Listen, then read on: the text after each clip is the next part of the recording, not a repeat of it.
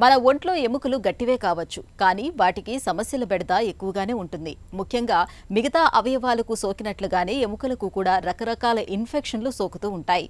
ఎముకలకు గాయాలు అయినప్పుడు ఆ గాయాల నుంచి ఎముకకు ఇన్ఫెక్షన్ సోకే అవకాశం ఉంటుంది. అలాగే ఎముక లోపల నుంచి కూడా ఒక్కోసారి ఇన్ఫెక్షన్ పుట్టుకు రావచ్చు.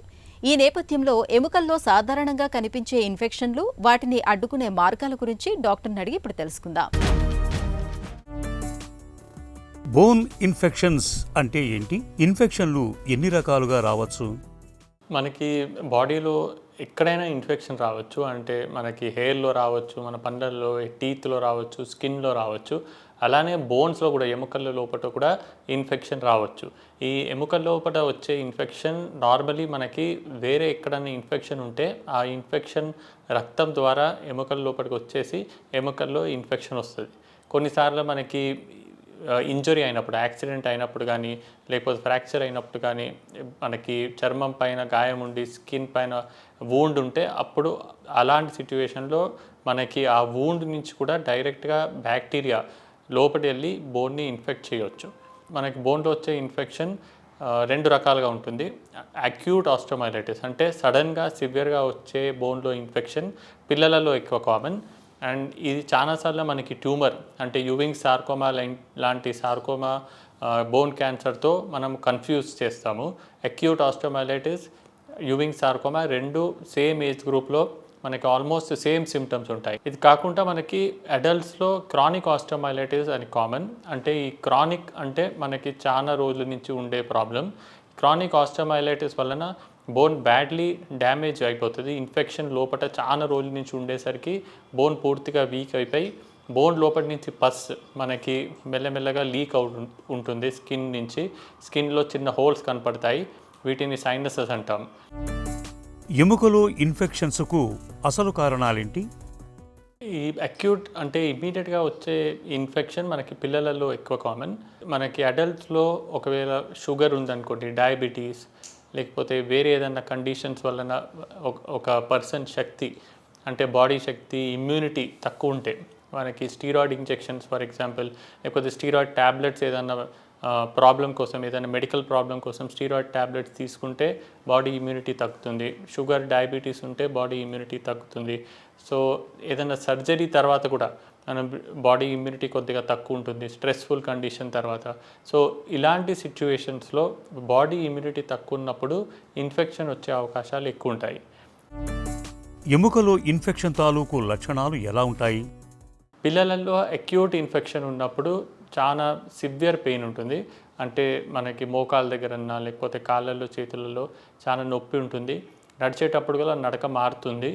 అండ్ జ్వరం ఎక్కువ ఉంటుంది. అంటే పిల్లల్లో కంటిన్యూస్గా జ్వరం ఉంటుంది. మనం కాలు కానీ మోకాలు కానీ ముట్టుకుంటే వేడిగా ఉంటుంది, ఎర్రగా ఉంటుంది. ఇలాంటి సిచ్యువేషన్లో పిల్లలు కూడా కొద్దిగా రెస్ట్లెస్గా ఉంటారు, ఏడుస్తుంటారు. అప్పుడు మనకి ఇది ఇన్ఫెక్షన్ అనే డౌట్ రావచ్చు. కొన్నిసార్లు మనం డిస్కస్ చేసినట్టు ఇది క్యాన్సర్ కూడా కావచ్చు, యూవింగ్ సార్కోమా అనే క్యాన్సర్. క్రానిక్ ఆస్టోమైలైటిస్కి వస్తే, క్రానిక్ ఆస్టోమైలైటిస్ ఒక లాంగ్ కండిషన్ కాబట్టి బోన్ పెయిన్ కానీ, కాలు చేతిలో పెయిన్ కంటిన్యూస్గా ఉంటుంది. మనకి పస్ బోన్ నుంచి స్కిన్ ద్వారా చిన్న చిన్న హోల్స్ ద్వారా స్కిన్ నుంచి లీక్ అవుతుంటుంది. ఈ పస్లో కొన్నిసార్లు బోన్ ముక్కలు కూడా బయటికి రావచ్చు. మన స్కిన్ అక్కడ డార్క్ అయిపోయి కలర్ కొద్దిగా చేంజ్ అయ్యి బ్లూయిష్ కలర్ కూడా కావచ్చు. ఎముకలో ఇన్ఫెక్షన్లు ఎందుకు ప్రమాదకరం? క్రానిక్ ఆస్టోమైలైటిస్ అంటే మనకి ఎక్కువ రోజులు ఉండే ఇన్ఫెక్షన్ వలన మనకి క్వాలిటీ ఆఫ్ లైఫ్ తగ్గుతుంది. మనం చేసుకునే పని అంటే ప్రొఫెషనల్ లైఫ్ కూడా ఎఫెక్ట్ అవుతుంది. క్యాన్సర్ వచ్చే అవకాశాలు, స్క్వామస్ సెల్ కార్సినోమా అని క్యాన్సర్ వచ్చే అవకాశాలు కూడా పెరుగుతాయి.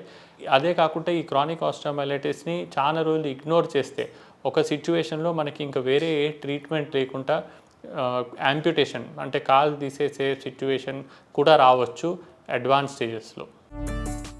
ఎముకలో ఇన్ఫెక్షన్లను ఎలా నిర్ధారిస్తారు?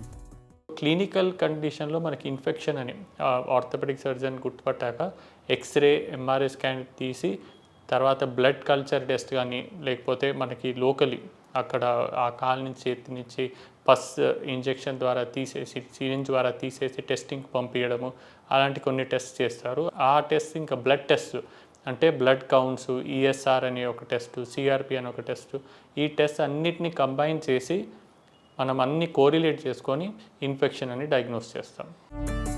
ఎముకలో ఇన్ఫెక్షన్ ఉన్నప్పుడు చికిత్స ఎలా ఉంటుంది? ట్రీట్మెంట్ అక్యూట్ ఆస్టియోమైలిటిస్లో మనకి డయాగ్నోసిస్ ఎక్కువ ఇంపార్టెంట్. అంటే మనకి ఇది యూవింగ్స్ సార్కోమా క్యాన్సర్ కాదని చెప్పేసి బయాప్సీ ద్వారా మనం ఒకసారి కన్ఫర్మ్ చేసుకోవాలి. అది అయ్యాక అప్పుడు యాంటీబయాటిక్స్ ద్వారా అక్యూట్ ఆస్టియోమైలిటిస్ని ట్రీట్మెంట్ చేస్తారు. కొన్ని కేసెస్లో మనకి ఒక సర్జరీ చేసేసి లోపల ఉన్న పస్, బోన్ లోపల ఉన్న పస్ని కూడా క్లియర్ చేస్తారు.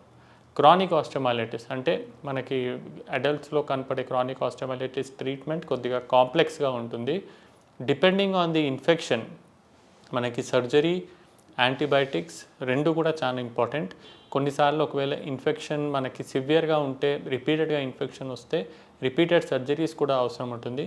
మన బ్యాక్టీరియా ప్రకారం correct antibiotics, correct duration, correct dose prescribe చేసి సర్జరీతో పాటు మనకి యాంటీబయాటిక్స్ కూడా కరెక్ట్గా ఇచ్చి ఈ క్రానిక్ ఆస్టియోమైలిటిస్ని క్యూర్ చేయాలి. చికిత్స తర్వాత ఎముకలో ఇన్ఫెక్షన్ పూర్తిగా తగ్గిపోతుందా? మనకి బోన్లో వచ్చే ప్రాబ్లం ఏంటంటే పిల్లలలో మనకి ఆస్టియోమైలిటిస్ క్యూర్ అయిపోయాక యూజువలీ ఓన్లీ ఫాలోఅప్ ఉంటుంది. కానీ అడల్ట్స్లో క్రానిక్ ఆస్టియోమైలిటిస్ అనేది మళ్ళీ వచ్చే అవకాశాలు ఉంటాయి. కాబట్టి రెగ్యులర్గా ఫాలోఅప్లో ఉండాలి. అండ్ వేరే ఎక్కడైనా ఇన్ఫెక్షన్ ఉంటే మనం అలర్ట్గా ఉండి మన ఆర్థోపెడిక్ సర్జన్ కన్నా, ఫిజిషియన్ కన్నా చూపెట్టి వేరే పార్ట్లో ఉండే ఇన్ఫెక్షన్ని కూడా క్లియర్ చేయించుకోవాలి. ఎముకలకు ఇన్ఫెక్షన్స్ సోకకుండా ఎలాంటి జాగ్రత్తలు తీసుకోవాలి? మనకి ఎనీ ఇన్ఫెక్షన్, బోన్లోనే కాదు ఏ ఇన్ఫెక్షన్ అయినా కానీ మన బాడీ స్ట్రెంగ్త్ గట్టిగా ఉంటే ఇన్ఫెక్షన్ వచ్చే అవకాశాలు తక్కువ ఉంటాయి. Especially diabetic, sugar patients sugar కంట్రోల్లో ఉంచుకోవాలి. స్టీరాయిడ్స్ తీసుకునే పేషెంట్స్ కొద్దిగా కేర్ఫుల్గా ఉండాలి. వేరే మెడిసిన్స్ తీసుకునే పేషెంట్స్ రెగ్యులర్గా మెడిసిన్ ఇచ్చే ఫిజిషియన్, డాక్టర్తో టచ్లో ఉండాలి. న్యాచురల్ ఇమ్యూనిటీ బిల్డ్ చేసుకోవాలి, న్యాచురల్ ఫుడ్స్ తీసుకోవాలి.